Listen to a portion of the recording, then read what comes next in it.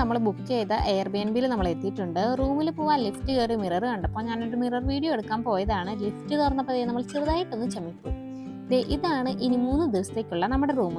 Airbnb എടുത്തോണ്ട് washing മെഷീനും ചെറിയ കിച്ചൺ പോർഷനും ഫ്രിഡ്ജും ഒക്കെ ഉണ്ടായിരുന്നു. റൂമൊക്കെ ഞാൻ വിചാരിച്ചതിൽ അടിപൊളിയായിരുന്നു കേട്ടോ.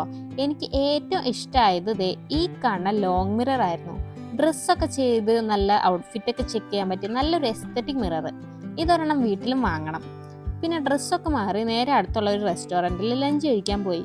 വിയറ്റ്നാമുകാരുടെ ഒതൻറ്റിക് ഡിഷസ് ആണ് നമ്മൾ ഓർഡർ ചെയ്തത്. എൻ്റേത് വലിയ കുഴപ്പമില്ലായിരുന്നു. ഈ കപ്പലണ്ടിയും ചിക്കനൊക്കെ ഇട്ടുകൊണ്ട് ഒരു നൂഡിൽസ് ആയിട്ട് നമുക്കങ്ങോട്ട് കഴിക്കാം.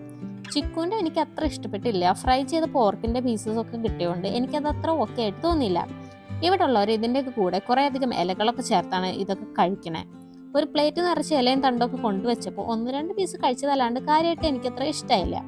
പിന്നെ ഒരു ലൈം ജ്യൂസ് ഒക്കെ കുടിച്ച് നമ്മൾ നേരെ മാർബിൾ മൗണ്ടൻ കാണാൻ ഇറങ്ങി. ഒരു അരമണിക്കൂറിൻ്റെ ട്രാവലേ ഉണ്ടായിരുന്നുള്ളൂ. ദനാങ്ങിൽ നിന്ന് കഷ്ടിച്ച് ഒരു 7 കിലോമീറ്റർ ആണ് ഇങ്ങോട്ട് വരുന്നത്. 5 ലൈം സ്റ്റോൺ മാർബിൾ മൗണ്ടൻസിന്റെ ഒരു കൂട്ടമാണത്. Metal, wood, water, fire, earth എന്നിങ്ങനെ 5 എലമെന്റ്സിന്റെ പേരിലാണ് ഈ മൗണ്ടൻസ് അറിയപ്പെടുന്നത്. യാത്ര ചെയ്ത് നല്ല ടയേർഡ് ആയതുകൊണ്ട് സ്റ്റെപ്പ് കയറി പോകാനുള്ള എനർജി ഞങ്ങൾക്ക് ഇല്ലായിരുന്നു.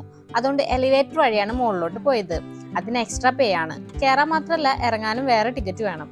ഇതിന്റെ മുകളിൽ എത്തിയാൽ പണ്ട് കാലത്തെ ബുദ്ധപ്രതിമകളും അമ്പലവും ഹിഡൻ കേവ്സും ഒക്കെയാണ് ഉള്ളത്. ഉച്ച കഴിഞ്ഞ് തീരെ സൺലൈറ്റ് ഇല്ലായിരുന്നു. അതുകൊണ്ട് വെയിൽ കൊണ്ട് തളരേണ്ടി വന്നില്ല. അങ്ങനെ അതൊക്കെ ആസ്വദിച്ച് തിരിച്ചു പോകുമ്പോൾ റോഡ് സൈഡ് മൊത്തം മസാജ് പാർലേഴ്സ് ആയിരുന്നു കേട്ടോ. ഇന്ന് കയറിയില്ലെങ്കിലും ദിവസങ്ങൾ ഇനിയും കിടക്കല്ലേ, ഫുഡ് മസാജ് എന്തായാലും വേണ്ടി വരും. പിന്നെ നമ്മൾ മൈക്കി ബീച്ചിൽ പോയി. എന്റെ സങ്കല്പത്തിൽ മൈക്കി ബീച്ച് ഒരു ശാന്തസുന്ദരമായൊരു ബീച്ചായിരുന്നു. ഇത് വളരെയധികം ക്രൗഡഡ് ആയിട്ടുള്ള ഒരു ബീച്ചാണ്. അങ്ങനെ ചെറുതായിട്ട് നമ്മൾ കാലൊക്കെ നനച്ച്, ഇതിന്റെ പേര് ശരിക്കും മയാൻ ബീച്ച് എന്നാട്ടോ. ചെറുതായിട്ട് സ്നാക്സ് ഒക്കെ കഴിച്ച് നമ്മളിതേ അടുത്ത സ്ഥലത്തോട്ട് പോകാൻ വെയിറ്റ് ചെയ്തിരിക്കാം.